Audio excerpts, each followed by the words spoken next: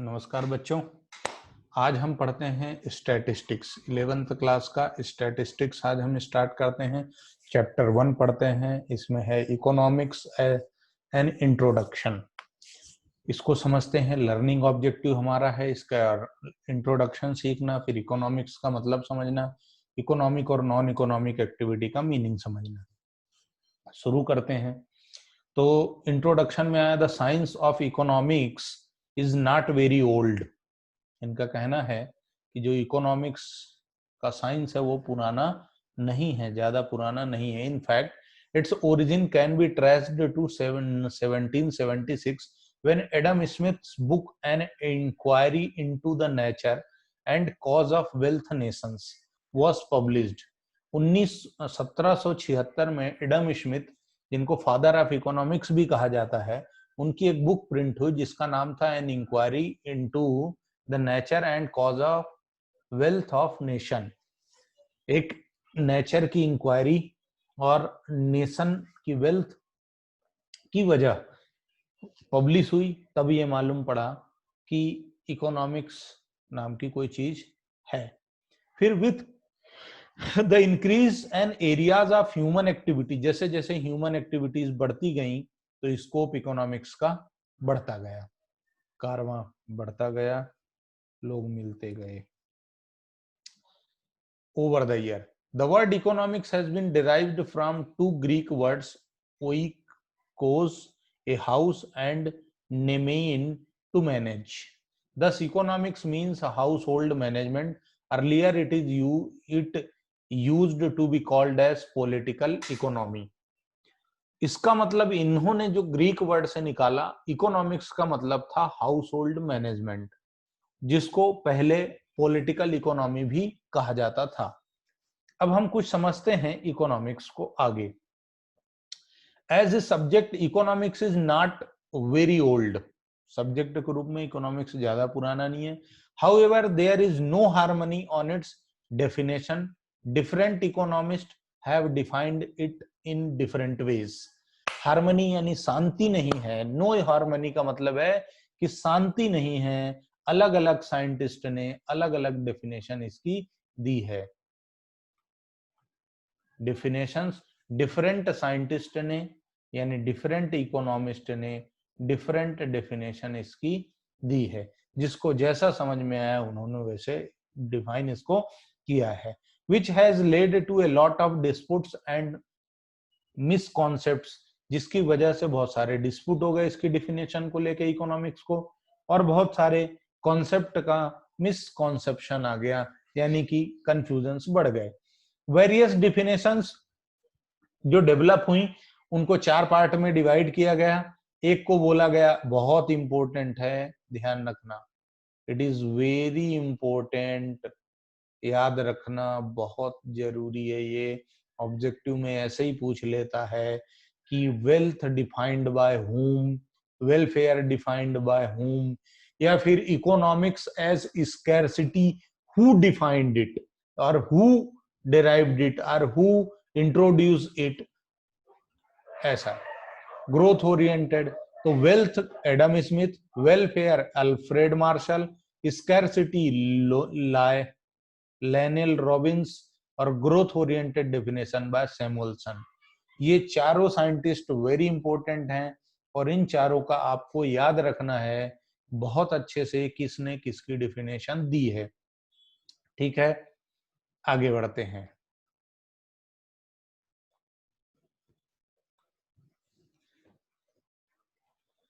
चलिए guys, let's start. Wealth definition. Wealth definition किसने define किया वेल्थ को? According to Adam Smith, economics is the science of wealth. Adam Smith ने ये कहा कि जो इकोनॉमिक्स है वो क्या है? साइंस ऑफ वेल्थ है, यानी संपत्ति का विज्ञान है। संपत्ति का विज्ञान कैसे है? संपत्ति यानी साइंस तो विज्ञान है, और वेल्थ मतलब property, assets. In the ordinary language wealth means money. सामान्य भाषा में वेल्थ का मतलब पैसे से होता है। But in economics the term wealth has a special meaning. In economics wealth refers to those goods which satisfy human wants.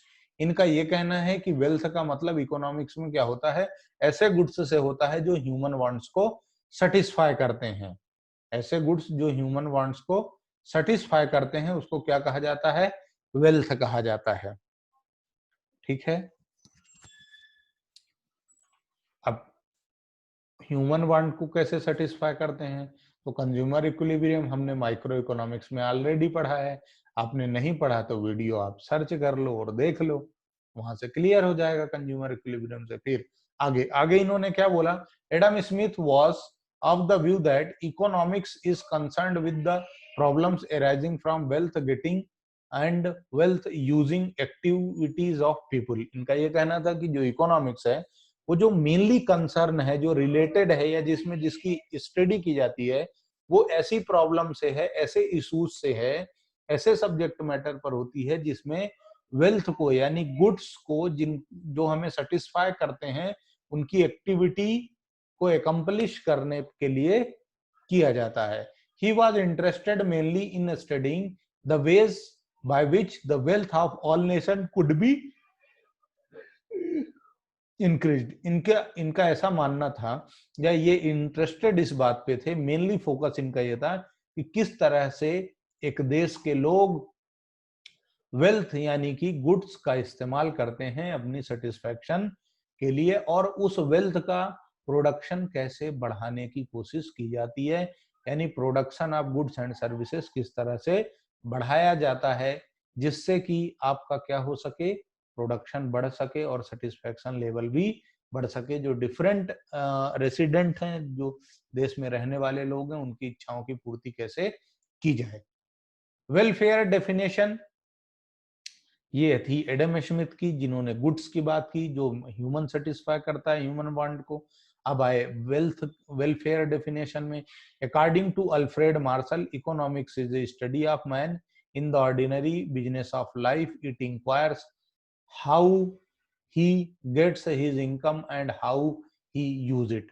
Alfred Marshall ने वेलफेयर की डेफिनेशन दी, और वेलफेयर के लिए इन्होंने क्या बोला कि एक आदमी किस तरह से पैसे कमाता है और उसको किस तरह से यूज करता है, इसके बारे में अल्फ्रेड मार्शल ने 1842 से 1924 तक ज्ञान दिया। Thus, it is on the one side the study of wealth, on the other and more important side part of study of man। एक तरफ तो इकोनॉमिक्स क्या हो गया, वेल्थ की स्टडी, दूसरी तरफ क्या हो गया, वेलफेयर की, ह्यूमन की study. According to Marshall, the primary object and end of economics is the promotion of material welfare which is part of human welfare।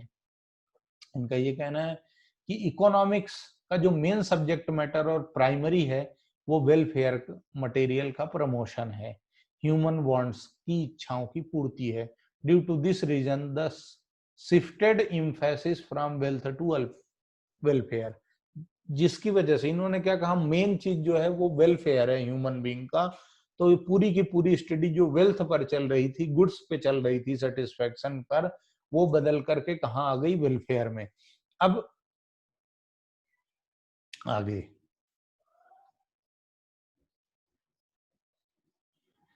और वेलफेयर का मतलब क्या है, ऑर्डिनरी बिजनेस लाइफ की स्टडी करना एक ह्यूमन बीइंग की। स्कैर्सिटी डिफिनेशन किसने दी, लियोनेल रॉबिन्स ने, और इनका कहना था is the science which studies human behavior as a relationship between end and scarce means which have alternative uses। Robins आपका ये कहना था कि जो स्कैर्स रिसोर्सेस है उसकी और उस स्कैर्स रिसोर्सेस के अल्टरनेटिव यूज के बीच का रिलेशनशिप समझना ही इकोनॉमिक्स है, या उसकी स्टडी करना कि ह्यूमन कैसे बिहेव करता है स्कैर्स रिसोर्सेस के साथ और अल्टरनेटिव यूजर्स के साथ किस तरीके से अपने गुड्स का इस्तेमाल करता है, कैसे मैनेज करता है, इस बात की स्टडी रॉबिन्स ने की है। हालांकि जब माइक्रो इकोनॉमिक्स का चैप्टर 1 पढ़ा है तो वहां पर भी ये मैंने सारी तरह की बातें एक्सप्लेन की है। फिर स्कैर्सिटी का मतलब होता है कमी, किसी चीज की यदि कमी है, डेफिसिट है, तो उसको स्कैर्सिटी कहा जाता है। Scarcity definition of economics in his book an essay on the nature and significance of economic science published in 1932। Objective में ये क्वेश्चंस आ जाते हैं कि रॉबिन साहब ने कौन सी बुक लिखी है, अल्फ्रेड मार्शल ने कौन सी लिखी है, और एडम स्मिथ ने कौन सी लिखी है, और कब पब्लिश हुई है। तो स्कैर्सिटी का जो डेफिनेशन है वो ये है कि human existence which give rises to economic problem. इनका ये कहना है कि मनुष्य की जो अनंत इच्छाएं हैं जिसकी वजह से इकोनॉमिक प्रॉब्लम जनरेट होती है वो स्कैर्सिटी कहलाती है। जैसे इसमें 3 चीजें हैं, unlimited wants, scarcity of resource और अल्टरनेटिव यूजेस। इनका ये कहना है कि ये ह्यूमन वांट्स अनलिमिटेड होती है जो कभी खत्म नहीं होती, एक फुलफिल होती तो दूसरी जनरेट हो जाती है। तो स्कैर्सिटी ऑफ रिसोर्स का मतलब ये है कि एक limitation of supply in relation to demand of a commodity, यानी जितना डिमांड है उसके रिलेशन में, उसके कंपैरिजन में जो सप्लाई है वो कम है। क्यों? क्योंकि यूनिवर्सल रिसोर्सेस और इतने ज्यादा अवेलेबल नहीं है कि सबके लिए अवेलेबल हो सके, उनकी कमी है कहीं ना कहीं, एक लिमिटेड क्वांटिटी में अवेलेबल होता है नेचुरल रिसोर्स। फिर अल्टरनेटिव यूज मतलब एक ही रिसोर्स के बहुत सारे यूज होते हैं। जस्ट लाइक आप यूं समझिए कि जैसे मिल्क है, दूध, तो दूध के बहुत सारे यूज क्या हैं। आप दूध को डायरेक्ट दूध की तरह इस्तेमाल करें, या फिर आप उसका दही बना लें, कर्ड, या फिर आप उससे चाय बना लें, कॉफी बना लें, शेक बनाने में यूज कर लें, या फिर उसका पनीर बना लें या चक्का बना लें, उससे मलाई बना के घी निकाल लें, या उसका मावा बना लें। मतलब वेरियस अल्टरनेटिव यूजेस हैं, और रिसोर्स लिमिटेड है, दूध का प्रोडक्शन लिमिटेड है। तो ये है alternative uses. According to Robbins, these fundamental characteristics are found in everywhere. हर जगह मिलती हैं ये फंडामेंटल समस्याएं, in all countries and at all time, हर हमेशा अवेलेबल होती हैं ये समस्याएं। Economics deals with how the scarce resources of society would be allocated to satisfaction of different want.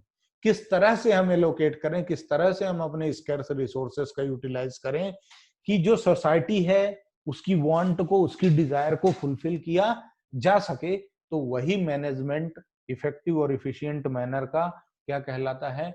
Economics कहलाता है। Scarcity is the root of all economic problem. इनका कहना है जो स्कैर्सिटी है सबसे बड़ी समस्या वही है, उसी से बाकी इकोनॉमिक्स की प्रॉब्लम जनरेट होती है। तो scarcity refers to a situation when resources are not enough to satisfy all the wants of its people.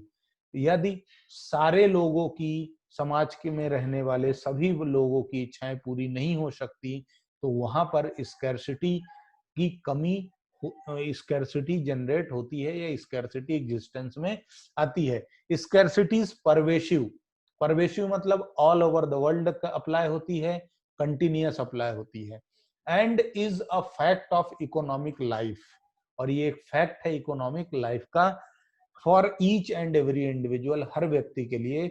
उसके पास रिसोर्सेस लिमिटेड होता है लेकिन उसकी जो वांट्स हैं वो अनलिमिटेड हैं। Scarcity of resource is the basic reason for existence of economic problems in all economies.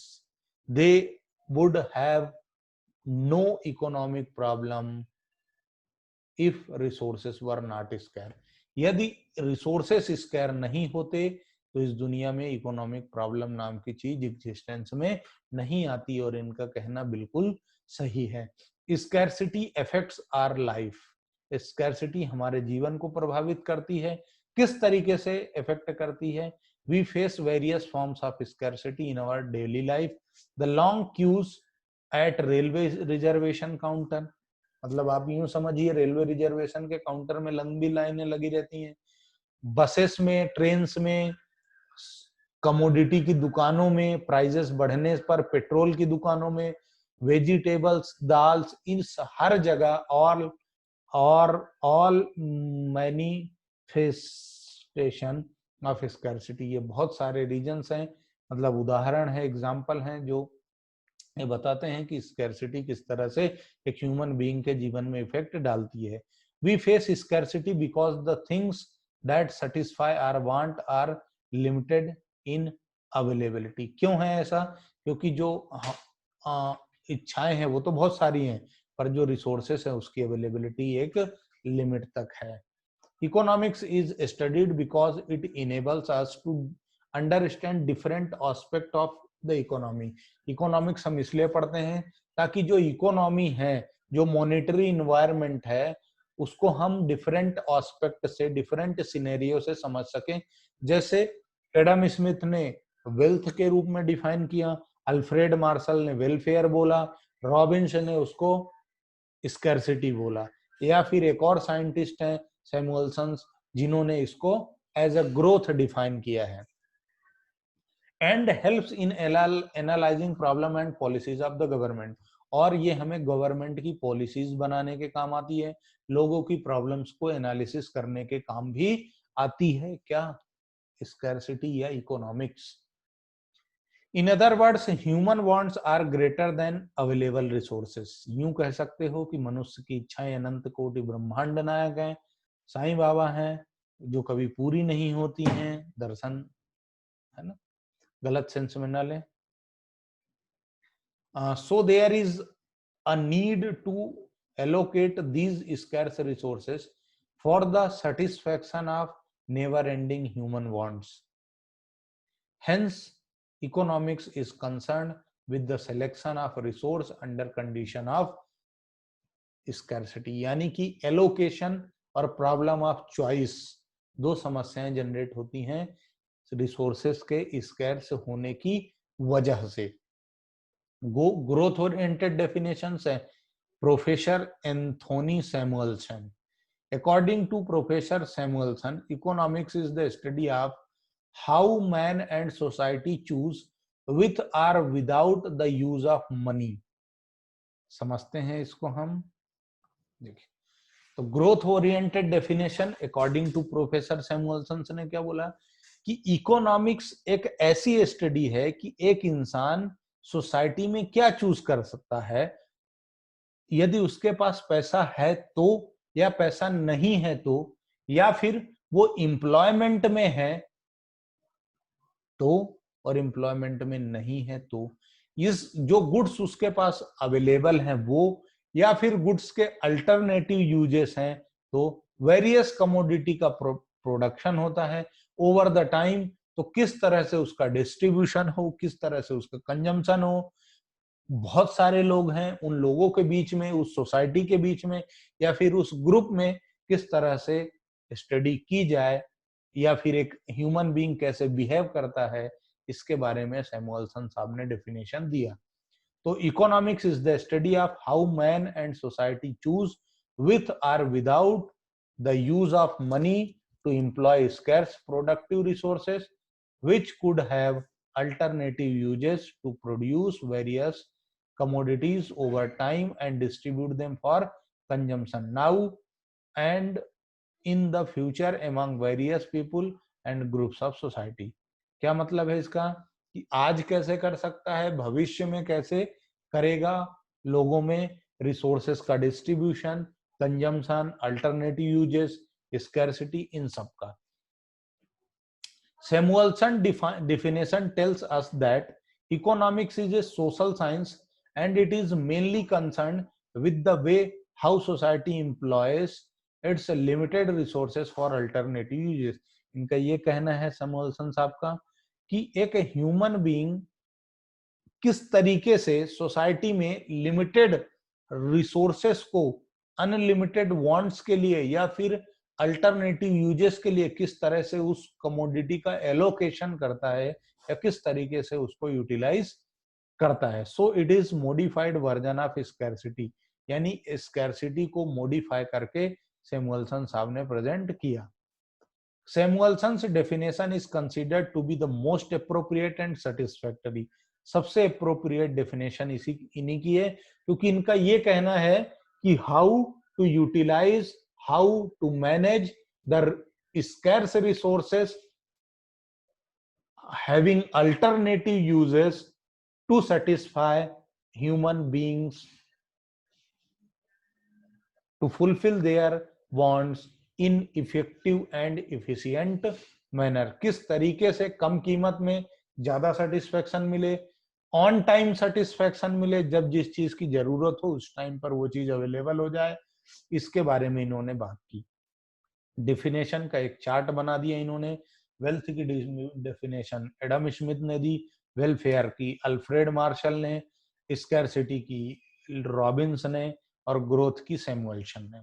Conclusion, we can conclude with the following definitions. Economics is the study of how people and society choose to comply scarce resources that could have alternative uses in order to produce various commodities that satisfy their wants and to distribute them for consumption among various person and groups in the society. सीधी सी बात जो अभी मैंने बोली वही की चीज इन्होंने भी लिख दी, मतलब जो भी अपना एक्सपीरियंस है मैंने बोला कि इकोनॉमिक्स इस तरह से स्टडी में हेल्प करता है कि किस तरह से सोसाइटी के लोग स्कैर्स रिसोर्सेस का, जिसके अल्टरनेटिव यूजेस हैं, उसको वेरियस नीड्स को फुलफिल करने में किस तरीके से उसका यूटिलाइजेशन करते हैं।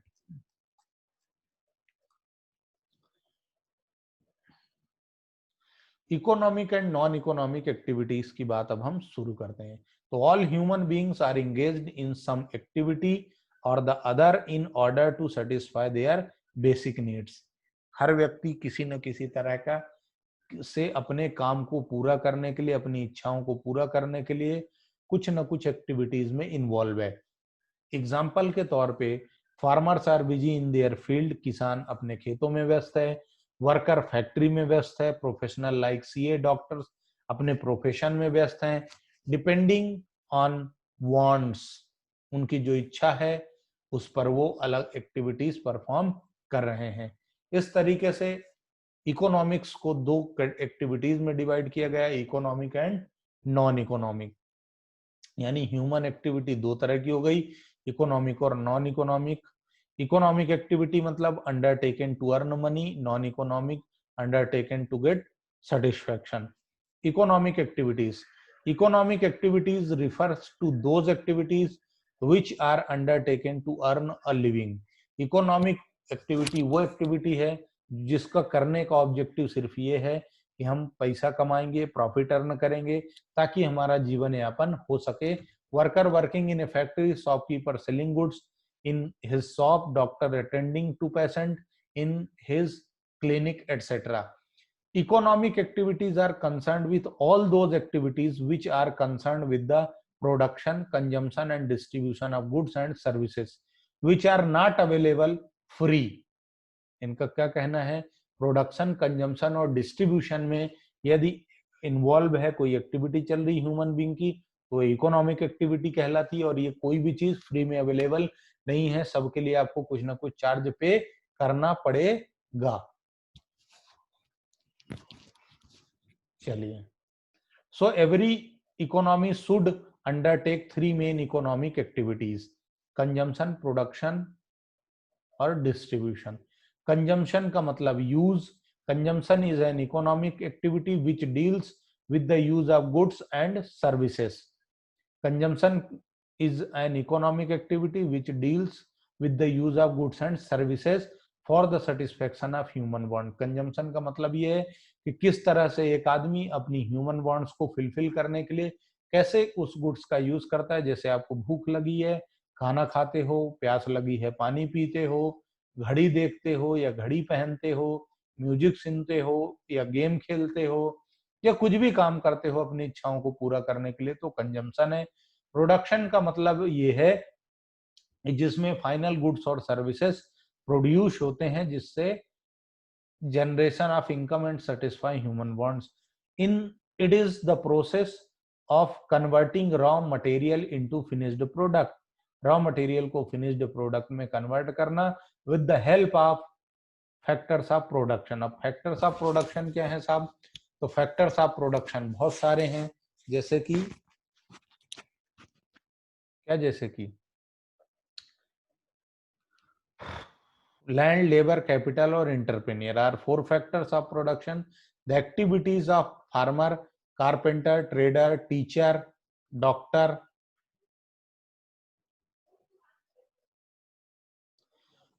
shopkeeper, etc. all come under production. इनकी सारी कुछ ना कुछ ये लोग ट्रांसफॉर्म करते हैं रॉ मटेरियल को फिनिश्ड प्रोडक्ट में with the help of land, labor, capital or entrepreneur. Two vital elements of an economy, production or consumption, are the two essential economic activity of an economy. दो चीजें main है, consumption और production. Generally, every individual in an economy is engaged either in consumption activities or in production activities. When an individual is engaged in consumption of goods and services, he is acting for as a consumer. Similarly, when यदि वो similarly production activity में involve है तो वो producer कहलाता है। यदि आप कमोडिटी कंज्यूम करते हैं तो आप कंज्यूमर हैं, और यदि आप उस कमोडिटी को प्रोड्यूस करते हैं, बनाते हैं, मैन्युफैक्चरिंग करते हैं, रॉ मटेरियल को फिनिश्ड गुड में ट्रांसफॉर्म करते हैं, तो आप क्या कहलाते हैं? प्रोड्यूसर। हालांकि हम माइक्रो इकोनॉमिक्स कंप्लीट पढ़ चुके हैं तो वहां पर हम ये सारी डेफिनेशंस देख चुके हैं। फिर बात आती है डिस्ट्रीब्यूशन की। तो distribution is the economic activity which studies how income generated is distributed among the various factor of production. It deals with determining how the total income arising from production process known as gross domestic product is. इनका ये कहना है कि जो एक worker काम करके, मतलब एक फैक्ट्री में या एक ऑर्गेनाइजेशन में जो इनकम होती है प्रोडक्शन पर्पज से, उसको किस तरीके से उस प्रॉफिट को डिस्ट्रीब्यूट किया जाता है, बांटा जाता है फैक्टर्स ऑफ प्रोडक्शन में, लैंड, लेबर, कैपिटल में।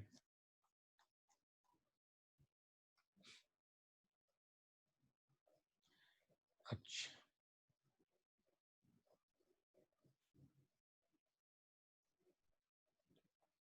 तो यहाँ पर कुछ इंपॉर्टेंट टर्म्स आ गई। कंज्यूमर, एक वो व्यक्ति जो गुड्स को अपनी इच्छाओं को पूरा करने के लिए गुड्स को सेटिस्फाई करता है, मतलब कंज्यूम करता है। प्रोड्यूसर जो मैन्युफैक्चर करता है। सर्विस होल्डर यानी जो अपनी इच्छाओं को पूरा करने के लिए सर्विसेज लेता है, किसी दूसरे से काम कराता है। सर्विस प्रोवाइडर जो काम करके देता है। Subject matter of economics very important, very very important. Economics के सब्जेक्ट मैटर क्या है? तो consumption, production, exchange, distribution, public finance. Exchange यानी अदला बदली, बार्टर सिस्टम आपको मालूम है ऑलरेडी। नहीं मालूम तो एक के बदले दूसरा आइटम का लेन देन करना एक्सचेंज है। पब्लिक फाइनेंस, लोगों को पैसा मुहैया कराना गवर्नमेंट से ताकि वो इकोनॉमिक एक्टिविटी इन्वॉल्व हो। अब आए बात करते हैं नॉन इकोनॉमिक एक्टिविटी की। तो activities which are not concerned with creation of money और wealth are known as non economic. यानी यहाँ से आपको ये समझ में आया, यदि आप कोई ऐसी एक्टिविटी कर रहे हैं जिससे आप वेल्थ या फिर मनी जनरेट करते हैं तो वो इकोनॉमिक है, और यदि ऐसा नहीं है तो वो नॉन इकोनॉमिक है। यानी कोई आपने ऐसी एक्टिविटी की जिसका पर्पज आपका मनी अर्निंग, वेल्थ इंक्रीजिंग नहीं है, सोशल सर्विस है, तो वो क्या कहलाता है? Non economic activity. जैसे housewife cooking food for her family, और a teacher teaching his own son. मैं अपने बच्चों को पढ़ाऊं तो ये नॉन इकोनॉमिक एक्टिविटी है। माता जी घर में खाना बना रही हैं, वो क्या है? नॉन इकोनॉमिक एक्टिविटी, क्योंकि वहां पर मनी अर्निंग ऑब्जेक्टिव नहीं है। In non-economic activities, there is no expectation of any kind of monetary reward or benefit.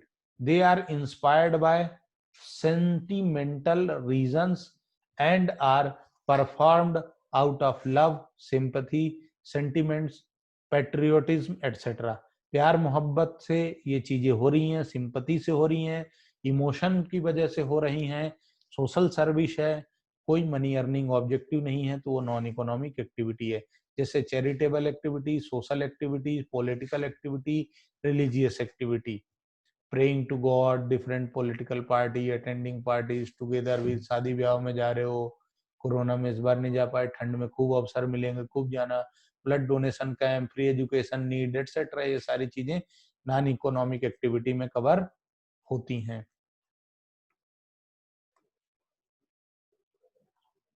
चलिए, तो ये चैप्टर हमारा कंप्लीट होता है मित्रों। यहाँ से हमारा ये चैप्टर कंप्लीट हो गया है। अब हम बूस्टर देख लेते हैं यदि इसमें होगा तो। चलिए कुछ हम देखते हैं।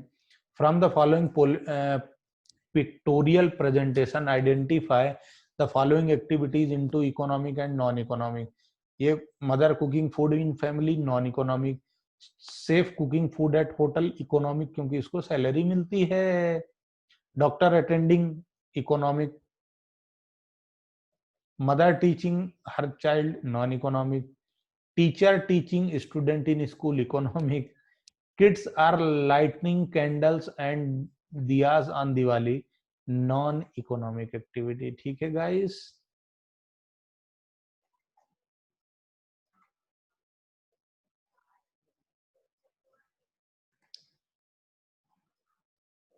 रहीमन धान बच्चों अच्छे से पढ़ो पूरी अच्छे से, कोई डाउट्स हैं तो मैसेज कर दो। चलिए तो यहाँ से हमारा पहला चैप्टर इंट्रोडक्शन कंप्लीट होता है। अब हम मिलेंगे अगले के साथ। Thank you very much.